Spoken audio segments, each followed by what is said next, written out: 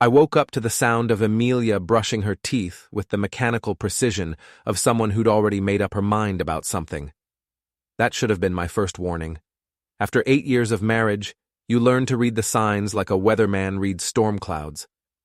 She walked back into the bedroom, towel wrapped around her like armor, and dropped the bombshell with all the casual indifference of someone ordering coffee.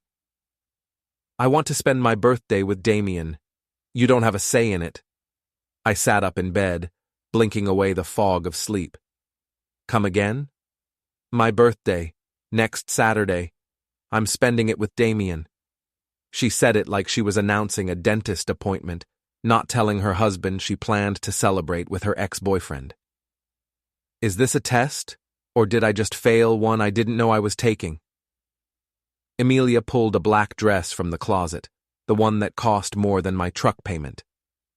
It's not about you, Theo. For once, something isn't about you and your little construction business and your blue-collar friends. There it was.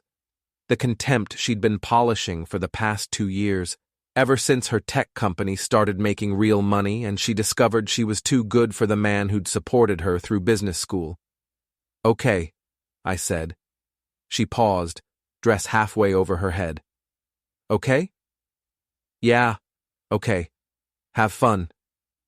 The confusion on her face was almost worth the gut punch. She'd expected a fight, tears, maybe some begging. Instead, I gave her the one thing she hadn't prepared for: complete agreement. I'm going to the spa today, she said, recovering her composure. Clara's picking me up. Clara, her best friend and fellow tech warrior, the one who'd been filling Emilia's head with poison about settling and knowing your worth. Clara, who'd been divorced twice and seemed determined to make it a hat trick for everyone in her orbit. Tell Clara I said hi, I said, already reaching for my phone. Before we deeper into this story, I have one small request. Please subscribe, drop a like, comment, and hit that hype button to boost this channel so more people can discover these incredible Reddit stories. Emilia left without another word, her heels clicking down the hardwood stairs like a countdown timer. The front door slammed with the finality of a judge's gavel. I sat in our king-sized bed, the one she'd insisted we buy because successful people don't sleep on queen mattresses, and started making calls. First call, Rachel Price, Damian's wife, the pregnant one. Hello? Her voice was soft, tired. Morning sickness, probably. Rachel, this is Theo Mathers, Emilia's husband. A pause. Oh, hi. I wanted to invite you to a party. It's Emilia's birthday next Saturday. I think you should be there. Another pause, longer this time. I don't think that's a good idea. Trust me on this one, Rachel. I think you'll want to see what I have planned. What do you mean? Let's just say it's going to be educational. For everyone involved. I could hear her breathing, thinking. Rachel wasn't stupid. She knew something was wrong with her marriage, even if she didn't know exactly what. Where? She asked finally. Damian's house, 7 o'clock. And Rachel? Bring that beautiful baby bump of yours. I have a feeling people are going to want to congratulate you both. Second call, Tony's Custom Cakes. Tony, it's Theo Mathers. I need a rush job for Saturday. What kind of cake you thinking? Something special. I want it to say, congratulations on the baby, Damian. Hope it's yours, Em. Tony whistled low. That's some heavy stuff, brother. Can you do it? I can do it. But you sure about this? Never been more sure of anything in my life. You got it. What time you need it? 7:30 Saturday night. Damian Price's house on Maple Grove. You know the one. Big colonial with the pretentious fountain. I'll be there. Third call. Mitch's bar. Mitch had been my friend since high school, back when Emilia was still dating the football captain and wouldn't have looked twice at a guy like me. Mitch, I need a favor. What kind of favor? The kind where you don't ask questions and I owe you a case of beer. Those are my favorite kind. What do you need? Information. About my wife and Damian Price. Where they go, when they meet, how long it's been going on. Mitch was quiet for a moment. Theo, you sure you want to know? I already know, Mitch. I just need the details. Give me 24 hours. I hung up and looked around our bedroom. Everything in it screamed money. Expensive furniture, designer lamps, artwork that cost more than most people's cars. Emilia had insisted on all of it, said it was important for our image. What she really meant was it was important for her image when she brought her work friends over. I'd paid for every piece of it. Every lamp, every painting, every thread in those $1,000 sheets. Paid for it with 12-hour days and weekends spent on job sites while she networked at wine tastings and corporate retreats. My phone buzzed. Text from Emilia. Having lunch with Clara, don't wait up. Right. Lunch with Clara. At the same restaurant where she'd been meeting Damian every Thursday for the past 3 months. I knew because I'd had her followed, not by some private investigator. Those guys cost money. By Jimmy Santos, one of my crew, who was between jobs and needed the cash. Jimmy had pictures. Lots of them. Emilia and Damian holding hands across a table. Emilia and Damian in his car. Emilia and Damian at a motel out on Route 9. The kind of place that rents rooms by the hour. I'd been sitting on those pictures for 2 weeks, waiting for the right moment. Emilia had just handed it to me on a silver platter. I got dressed and drove to the job site. We were building a custom home for some tech executive, probably one of Emilia's colleagues. The irony wasn't lost on me. I was building dream houses for the same people who looked down on me at dinner parties. "Boss, you look like someone stole your lunch money," said Pete, my foreman. "Something like that. Listen, I need you to handle things here for the next few days. I've got some personal business to take care of." Pete nodded. He'd been with me for 5 years, knew when not to ask questions. I spent the rest of the day making arrangements, called the florist, ordered a bouquet for Rachel, white roses, the kind you send to new mothers, called the photographer Emilia had hired for her company's Christmas party, told him I needed someone to document a special event, called my lawyer just to make sure what I was planning was legal. It was. Barely, but it was. That evening, Emilia came home glowing. Literally glowing, like she'd spent the day at some expensive spa instead of planning her husband's humiliation. "How was your day?" she asked, not really caring about the answer. "Productive. Made some plans." She nodded absently, already scrolling through her phone. "I'm going upstairs. Early meeting tomorrow." "Emilia? What?" "Happy early birthday." She looked up, surprised by the genuine warmth in my voice. For just a moment, I saw a flicker of the woman I'd married, the one who used to laugh at my jokes and steal my hoodies on cold mornings. Then it was gone, replaced by the stranger who'd been living in my house for the past 2 years. "Thanks," she said, and disappeared upstairs. I sat in my living room, surrounded by all the expensive things my wife had bought with my money, and smiled. In 4 days, Emilia was going to get the birthday party of her dreams. She just wasn't going to like it very much. Friday morning brought rain and a phone call from Mitch. "You're not going to like what I found," he said without preamble. "Try me." They've been meeting for 6 months, not 3. Started right after that company retreat in Denver.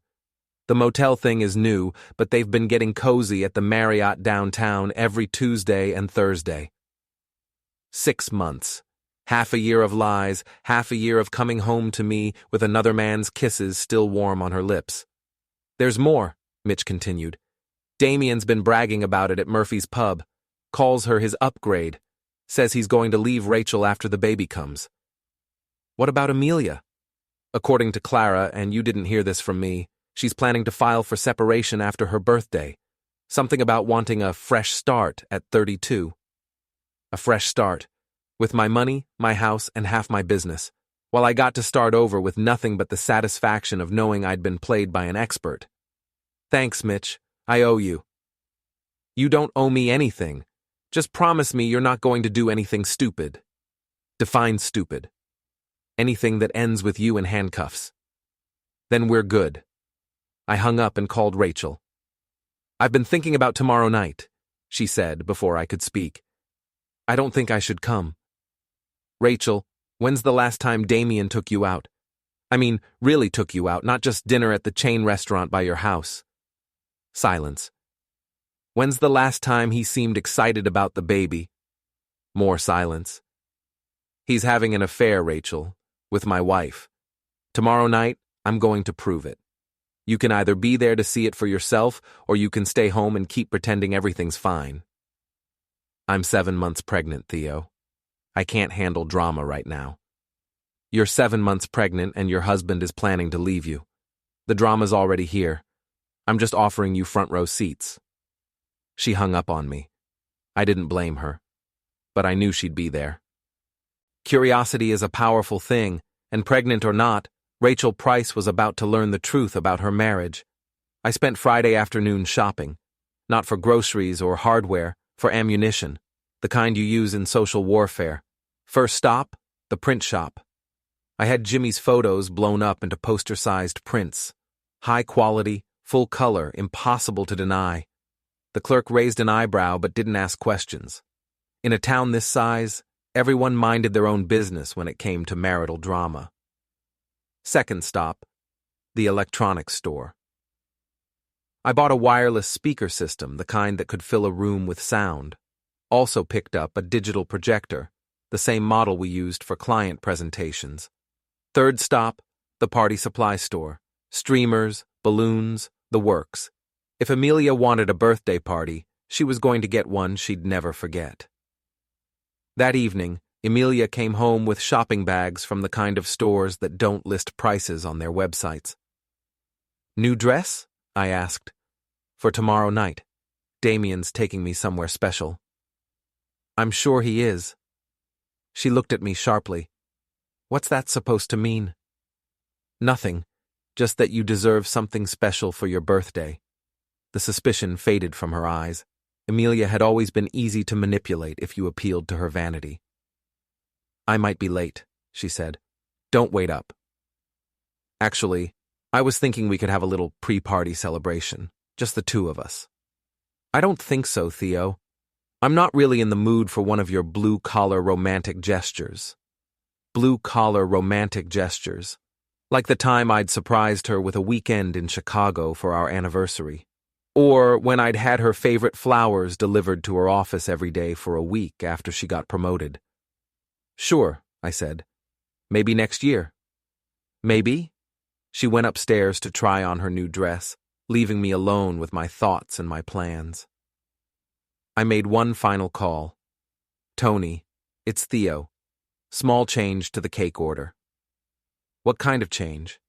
Make it bigger, and add some decorative elements. Maybe a baby carriage. Really make it festive. You got it, boss. This is going to be some party. That's the idea.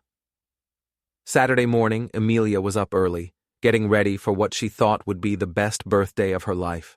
She spent 2 hours on her hair and makeup, transforming herself into the kind of woman who belonged on magazine covers. You look beautiful, I told her, and meant it. Even knowing what she'd done, what she was planning to do, I couldn't deny that she was stunning. Thank you, she said, surprised by the compliment. Emilia? Yeah? Do you remember our first date? That little Italian place downtown? She paused in applying her lipstick. Of course. You said something that night.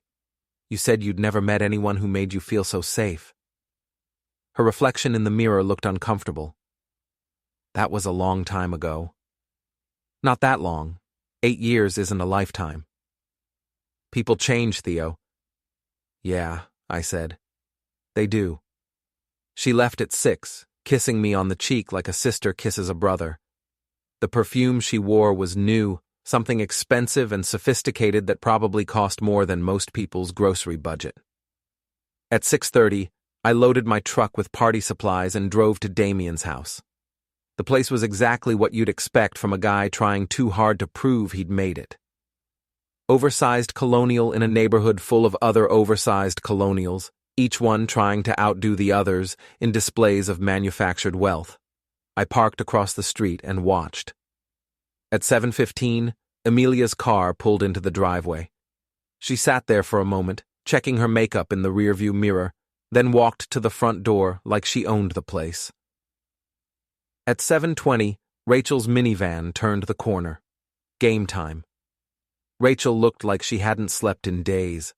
Dark circles under her eyes, hair pulled back in a messy ponytail, wearing a maternity dress that had seen better months. She parked behind Emilia's BMW and sat there for a full minute, hands on her swollen belly, gathering courage. I walked over and tapped on her window. "You okay?" She rolled it down. "I can't do this, Theo. What if I'm wrong? What if there's some innocent explanation?" "Rachel, your husband told my wife he was taking her somewhere special for her birthday. They're in there right now, probably toasting to their bright future together.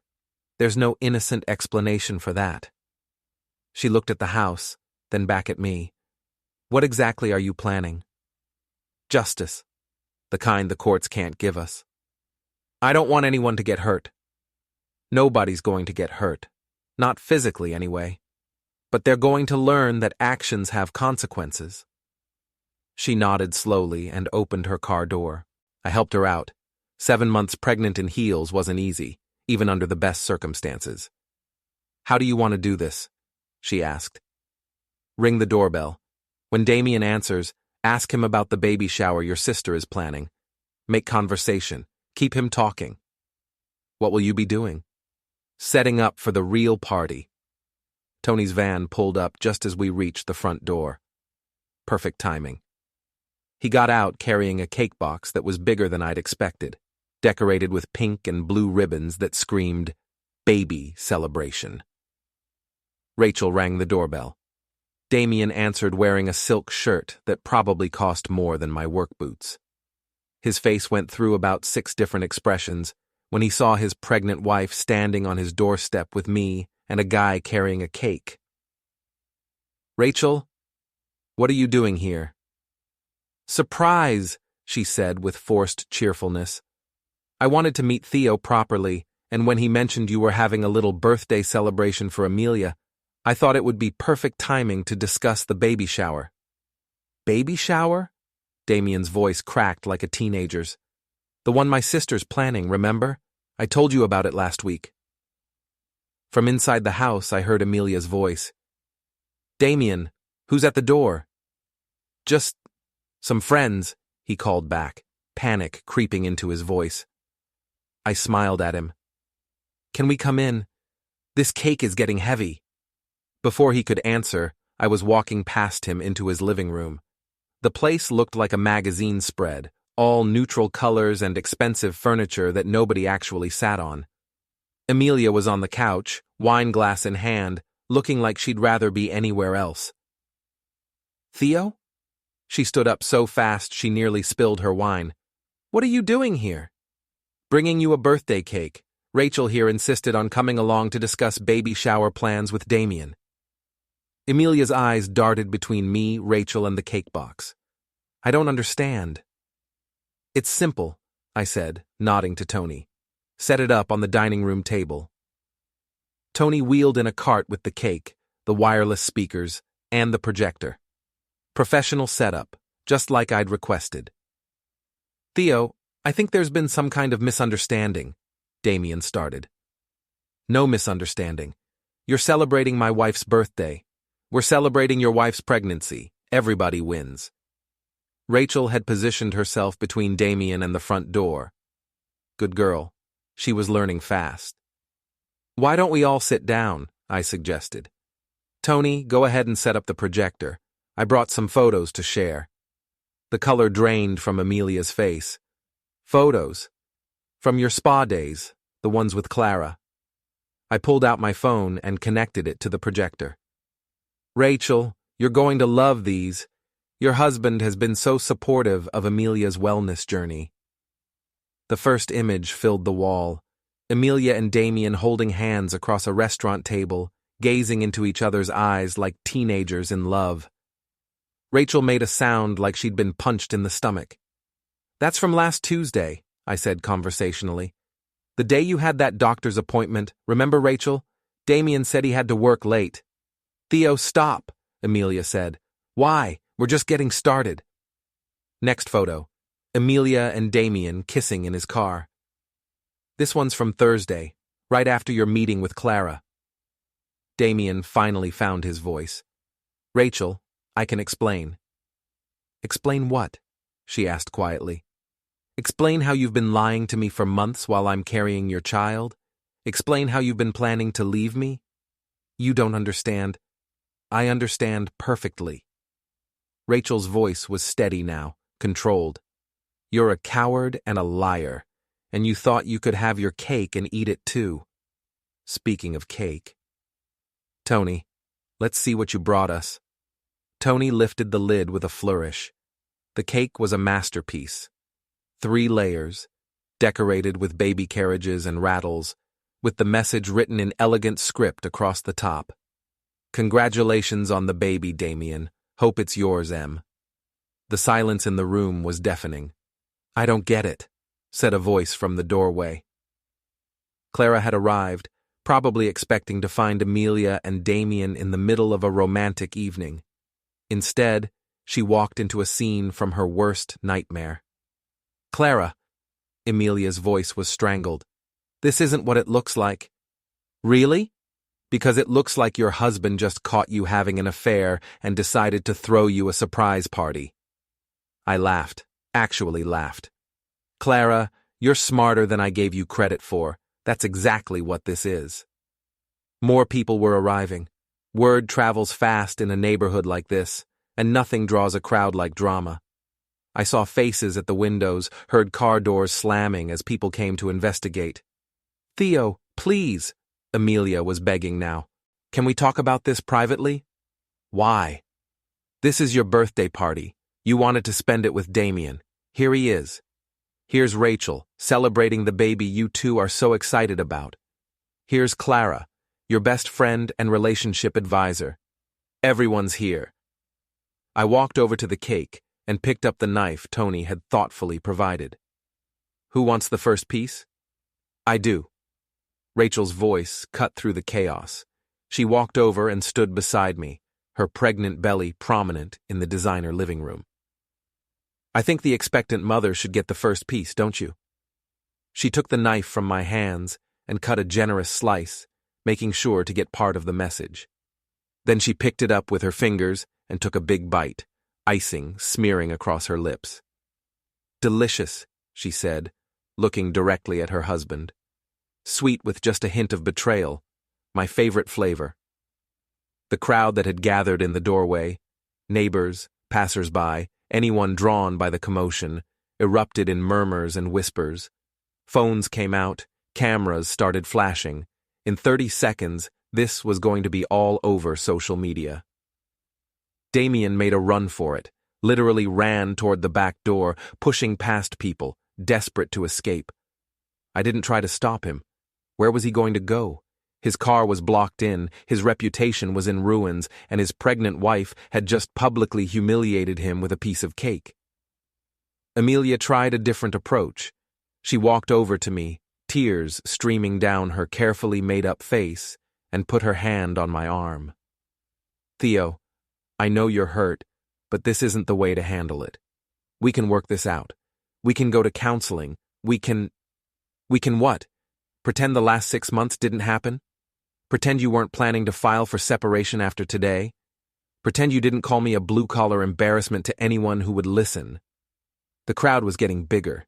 Someone had called the local newspaper. I could see the reporter taking notes in the back. This was going to be front-page news in a town where the biggest story last month was the new traffic light on Main Street. Ladies and gentlemen, I announced, raising my voice so everyone could hear. Thank you all for coming to celebrate my wife's birthday and the upcoming arrival of Damian and Rachel's baby. Please, help yourselves to cake. There's plenty for everyone. And there was. People actually started taking pieces, turning the whole thing into the world's most awkward block party.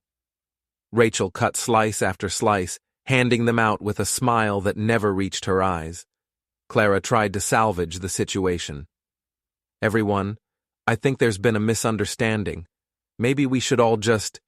Clara, Rachel interrupted, didn't you tell Emilia last month that she was too good for Theo? Something about Knowing your worth and not settling for blue collar? Clara's mouth opened and closed like a fish out of water. Because I have text messages, Rachel continued. Lots of them. Emilia shared them with Damian, and Damian shared them with me.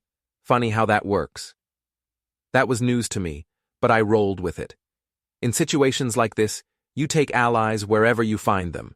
The party, if you could call it that, lasted another hour. People ate cake, took pictures, and shared gossip that would fuel coffee shop conversations for months. Emilia and Clara huddled in a corner, probably planning damage control. Damian never came back from his escape attempt. Finally, as the crowd began to thin, Rachel walked over to me. "Thank you," she said simply. "For what?" "For giving me the courage to stop pretending everything was fine." She gathered her purse and headed for the door, then paused and turned back to the room. "Emilia, Damian will be staying at his mother's house until further notice. The locks on our house will be changed tomorrow. If he needs his things, he can call my lawyer." She left with more dignity than anyone had a right to expect from a 7 months pregnant woman who'd just discovered her husband's affair in front of half the neighborhood. I started packing up my equipment. The party was over, but the real fun was just beginning. Sunday morning brought 3 things: a hangover I didn't deserve, a front-page story in the local paper with the headline, "Birthday Surprise Exposes Affair," and Emilia sitting at our kitchen table with divorce papers. "You've humiliated me," she said without looking up from the documents. "Publicly, completely, and probably permanently." I poured myself coffee from the machine she'd insisted we buy because successful couples don't use regular coffee makers. $200 for something that did the same job as a $20 model, but it had the right brand name. "You humiliated yourself. I just provided the venue. This is going to ruin my career. Do you understand that? My reputation, my professional relationships, everything I've worked for." "Funny thing about reputations," I said, sitting across from her. "They're built on who you really are, not who you pretend to be." She finally looked at me, and I saw something I'd never seen before. Genuine fear. Not fear of me, but fear of consequences. For 8 years, Emilia had lived in a world where her beauty, her charm, and her ability to manipulate people had protected her from the results of her choices. "I want half of everything," she said, tapping the papers. "The house, your business, the investments. You'll get what the law says you're entitled to, nothing more." I could have left quietly, Theo. Filed for separation, worked out a reasonable settlement. Instead, you've made this into a war. You started the war 6 months ago when you decided to cheat on me. I just finished it. My phone rang. "Mitch, you see the paper this morning?" he asked. "Hard to miss. It's all anyone's talking about. Rachel Price is something else. Showed up here last night around 11, ordered a beer, and told the whole story to anyone who'd listen. Made Damian sound like the biggest fool in 3 counties.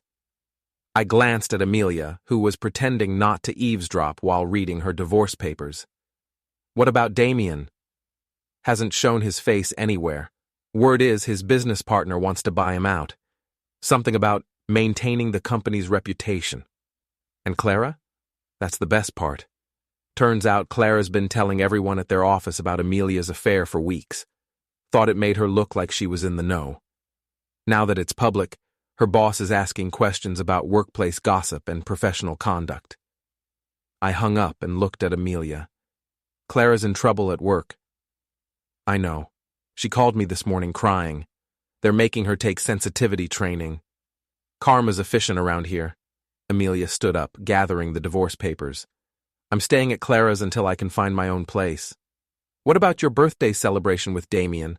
I thought you two had plans." Her face flushed red. "Go to hell, Theo. Already there. You sent me there 6 months ago. I'm just returning the favor." She left without another word, taking only a suitcase and her wounded pride. I watched from the window as she loaded her BMW, the one I'd co-signed for because her credit wasn't good enough on its own. My phone rang again. This time it was a number I didn't recognize. Mr. Mathers? This is Janet Morrison from Channel 7 News. We'd like to interview you about yesterday's incident. No comment. Our viewers are very interested in your story. The wronged husband who turned the tables on his cheating wife. It's quite compelling. Still no comment. We could make it worth your while, a chance to tell your side of the story. I hung up. The last thing I needed was to become some kind of local celebrity. I'd made my point, and now I wanted to move on with my life. But the phone kept ringing. Local radio stations, bloggers, even a producer from one of those daytime talk shows that specialized in relationship drama. Apparently, my little birthday party had struck a nerve. Monday morning, I went back to work. The job site felt normal, familiar, real in a way my house hadn't for months. Pete was waiting with coffee and a knowing smile. Boss, you're famous? Don't start. I'm serious. My wife's book club is calling you a hero. They want to nominate you for some kind of award. An award for what? Creative problem solving. Despite everything, I laughed. Get back to work, Pete. The day passed quietly until around 3, when a familiar minivan pulled up to the job site. Rachel got out, moving carefully, one hand on her back. Thought you might want an update, she said. How are you holding up? Better than expected. Turns out I'm tougher than I thought.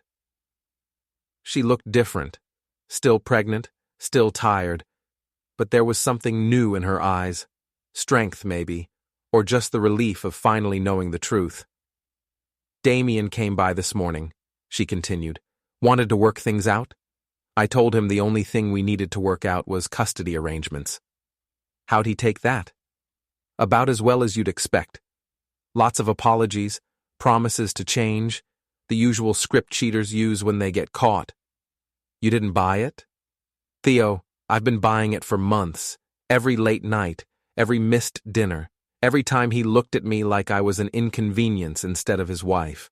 I kept telling myself it was work stress, or pregnancy hormones, or anything except what it really was. A truck pulled up behind her van. Damian's truck, the oversized pickup he'd bought to compensate for whatever he felt he was lacking. Speak of the devil, Rachel muttered. Damian got out and walked over, trying to project confidence but failing miserably. He looked like he hadn't slept in days, and his expensive clothes were wrinkled. Rachel, we need to talk. We talked this morning. I thought I was pretty clear. Not in front of him, Damian said, nodding toward me. This is between us. Actually, I said, I think I'll stick around. Make sure everything stays civil. Damian's face darkened. This is your fault. All of it. If you'd just minded your own business. If I'd minded my own business, you'd still be lying to your pregnant wife while planning to abandon her. At least now she knows what kind of man she married. You destroyed my life. No, Damian. You destroyed your life. I just made sure everyone else knew about it. He took a step toward me, hands clenched into fists. For a moment, I thought he might actually try to start a fight. Then Pete and 2 other guys from my crew appeared beside me, and Damian remembered he was outnumbered. This isn't over, he said. Yeah, it is, Rachel replied. It's been over for a long time. I was just too stupid to see it. Damian looked between us, probably searching for some combination of words that would fix everything, make it all go back to the way it was before his world collapsed. When he didn't find them, he got back in his truck and drove away. You okay? I asked Rachel. I'm getting there. Thanks for having my back. Thanks for having mine. Yesterday was a team effort. She smiled, the first genuine smile I'd seen from her since this whole thing started. I should get going. Doctor's appointment. Rachel? Yeah? You're going to be fine. You and the baby both. I know. For the first time in months, I actually believe that. She drove away, leaving me standing in the middle of my job site, surrounded by the honest work of building something real.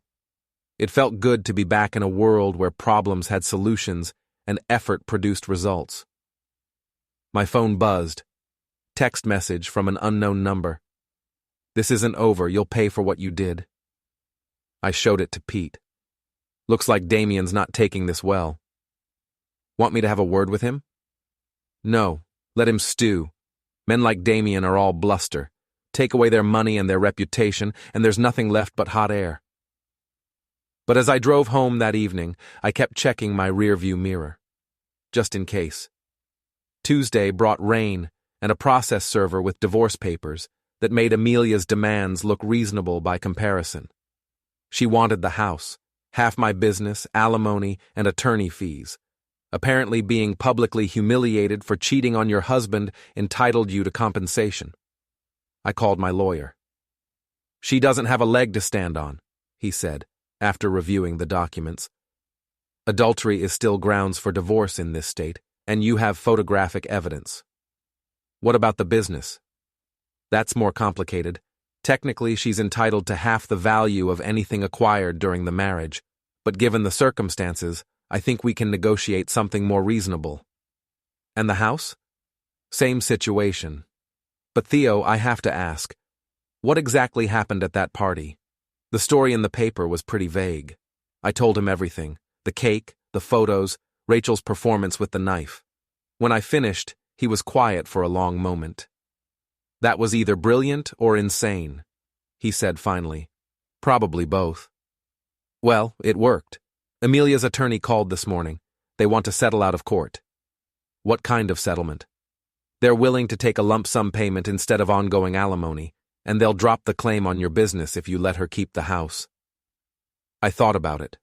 The house was full of memories I didn't want anymore, furnished with things that had never really been mine. Starting over somewhere else might be exactly what I needed.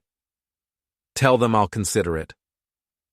That afternoon, I got a visit from Detective Klein. I'd known him since high school. He'd been 2 years ahead of me, played football until he blew out his knee senior year. Now he was the closest thing our town had to a real investigator. "Theo, we need to talk." "About what?" "Damian Price filed a complaint, says you're harassing him." I laughed. "Harassing him how?" "Anonymous phone calls, following him around town, that kind of thing." "Dave, I've been working 12-hour days all week. When exactly am I supposed to be harassing Damian?" "That's what I figured, but I had to ask." He paused, looking uncomfortable. "There's something else. Someone vandalized his truck last night, spray-painted some pretty nasty stuff on it." "And he thinks I did it?" "He thinks you had someone do it. Says you've got connections in the construction business, guys who might do you a favor." "Dave, if I wanted Damian's truck vandalized, I wouldn't need to hire anyone. I'd do it myself, and I sure wouldn't use spray paint. I'd use something that wouldn't wash off." He grinned. "That's what I told him. But watch yourself, okay? This whole situation has gotten out of hand." "I didn't start it." "No, but you sure finished it. That stunt at the party, people are still talking about it." After he left, I called Mitch. "Someone trashed Damian's truck last night?" "Yeah, I heard about it. Wasn't anyone from here, though. My guess is he's got more enemies than just you." "What do you mean?" "Word is his business partner wants him out. Something about missing money and questionable expenses. Turns out Damian's been charging personal stuff to the company account, including those motel rooms." "Embezzlement?" "Nothing that dramatic. Just enough to make his partner nervous about their reputation." Things were moving faster than I'd expected. I'd wanted to expose Damian and Emilia's affair, not destroy their entire lives. But once you start pulling threads, sometimes the whole fabric unravels. Wednesday evening, I was at home sorting through 8 years of accumulated stuff, deciding what to keep, what to donate, what to throw away, when someone knocked on my door. It was Clara, looking like she'd aged 5 years in the past week. "Can we talk?" she asked. "Depends. Are you wearing a wire?" "Very funny. Can I come in?" I led her into the living room she'd helped Emilia decorate, back when they thought expensive furniture could compensate for a marriage built on lies. I want you to know I had nothing to do with the affair, she said. But you knew about it. I suspected. But knowing and suspecting are different things. Are they? Because from where I sit, you encouraged Emilia to think she was too good for me, told her she deserved better, and generally poisoned my marriage with your twice-divorced wisdom. Clara flinched. That's not fair. Fair? You want to talk about fair? Let's talk about how you've been gossiping about my wife's affair at your office for weeks. Let's talk about how you helped her plan her exit strategy while I was working 60-hour weeks to pay for her lifestyle. I never meant for it to go this far. What did you think would happen, Clara?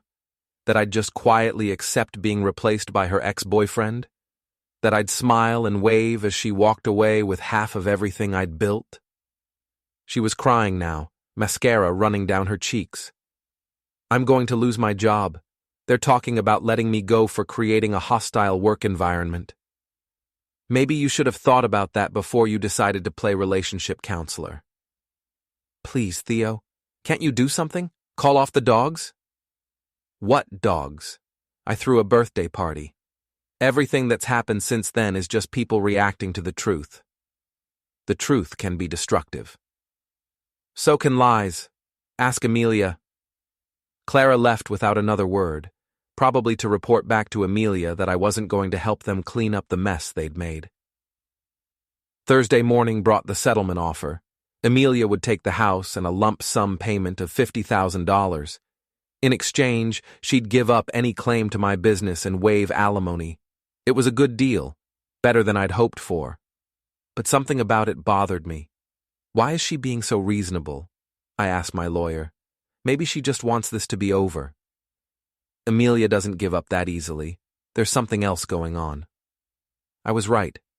That afternoon, Pete came to find me at the job site. Boss, you might want to see this. He handed me his phone, open to a social media post from Emilia. It was a long, carefully written statement about learning from mistakes and moving forward with dignity. She positioned herself as the victim of a public humiliation campaign while taking full responsibility for her errors in judgment. It was masterful, just enough contrition to seem genuine, just enough victimhood to generate sympathy. She was rebuilding her reputation in real time, turning herself from cheating wife into a woman who'd learned from her mistakes and emerged stronger. Smart, I admitted. You think it'll work?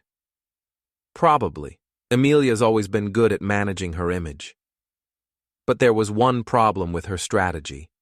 It required me to play along, to be the bitter ex-husband who'd gone too far, who'd let his hurt feelings turn him into a bully. I wasn't going to play that role. Friday afternoon, I signed the settlement papers and wrote the check. $50,000 to end 8 years of marriage and buy my freedom. It was expensive, but it was worth it. That evening, I went to Mitch's bar to celebrate. The place was crowded for a Friday night, full of people I'd known for years, construction workers, shop owners, teachers, nurses, real people with real jobs and real problems. Drinks on the house, Mitch said, sliding a beer across the bar. What's the occasion? End of an era, beginning of a new one. I raised my glass to the room. To fresh starts. To fresh starts, the crowd echoed. As I drank my beer and listened to the conversations around me, talk of work and family, sports and weather, all the ordinary concerns of ordinary people, I felt something I hadn't felt in months. Peace. My phone buzzed. Text from Rachel. Baby shower this weekend, you should come. Bring cake. I smiled and typed back. What kind of cake? The kind with a happy ending. Outside, it was starting to rain again, but inside Mitch's bar, surrounded by friends who'd stuck with me through the worst week of my life, everything felt exactly right. The war was over. I'd won. Now it was time to figure out what came next. 6 months later, I was standing in the kitchen of my new house, a modest 2-bedroom place on the other side of town, when Rachel called. Guess what arrived in the mail today, she said. Your divorce papers? Final decree. I'm officially a free woman. Congratulations. How does it feel? Terrifying and liberating at the same time, like jumping out of an airplane without knowing if your parachute will open. I understood the feeling. The past 6 months had been a series of adjustments, learning to live alone again, rebuilding my social life, figuring out who I was when I wasn't half of a couple. What about Damian? Moved to Phoenix. Something about a fresh start and new opportunities. Translation: he ran out of people here who were willing to trust him. That didn't surprise me. After his business partner bought him out and his affair became public knowledge, Damian had found himself persona non grata in a town that valued reputation above almost everything else. And the baby? Growing like a weed. She's got his eyes but my stubborn streak. I think she's going to be trouble. Rachel had given birth 3 months ago to a healthy baby girl she'd named Hope. The name seemed appropriate. After everything she'd been through, Hope was exactly what she'd needed most. Speaking of trouble, I said, I saw Emilia at the grocery store yesterday. How'd that go? Better than expected. She was polite, asked about work, even apologized for how everything ended. Think she meant it? Hard to say. Emilia's always been good at saying what people want to hear. The truth was, I didn't much care whether her apology was genuine. The anger that had driven me to plan that birthday party had faded, replaced by something closer to indifference. Emilia was part of my past now, a chapter I'd closed and filed away. Are you dating anyone? Rachel asked. Not yet. Still figuring out who I am when I'm not married to someone who thinks I'm not good enough for her. For what it's worth, I think you're pretty great. Thanks, that means a lot, coming from you. We talked for a few more minutes about work and weather and all the ordinary things that fill up ordinary lives. After I hung up, I looked around my new kitchen, smaller than the old one, simpler, but entirely mine. My phone rang. Pete, calling from the job site. Boss, we got a problem with the Henderson project. The client wants to make changes to the design, but it's going to add 3 weeks to the timeline. What kind of changes? Major ones. Wants to expand the master bedroom, add a second bathroom, upgrade all the fixtures. Did you explain that changes this late in the process cost extra? I did. He said money wasn't an issue. I smiled. Then neither are the changes. Draw up a revised contract and get his signature. And Pete? Yeah, boss? Add a 20% surcharge for the inconvenience. If money's not an issue, he won't mind paying for our flexibility. You got it. Business was good. Better than good, actually. Word had gotten around about my work. Quality construction, fair prices, reliable completion dates. The kind of reputation that takes years to build and can be destroyed overnight if you're not careful.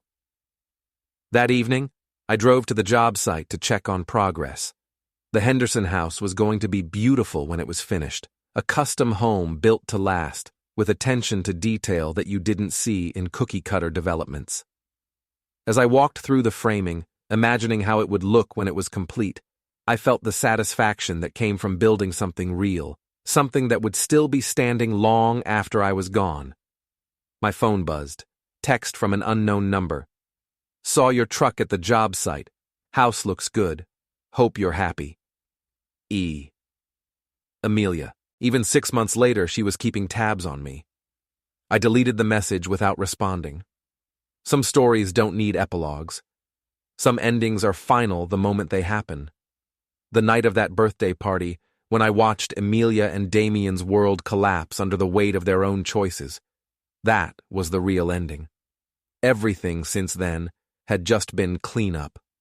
I drove home to my small house with its modest kitchen and single-car garage, where no one questioned my choices, or criticized my friends, or made me feel like I wasn't good enough for the life I'd built.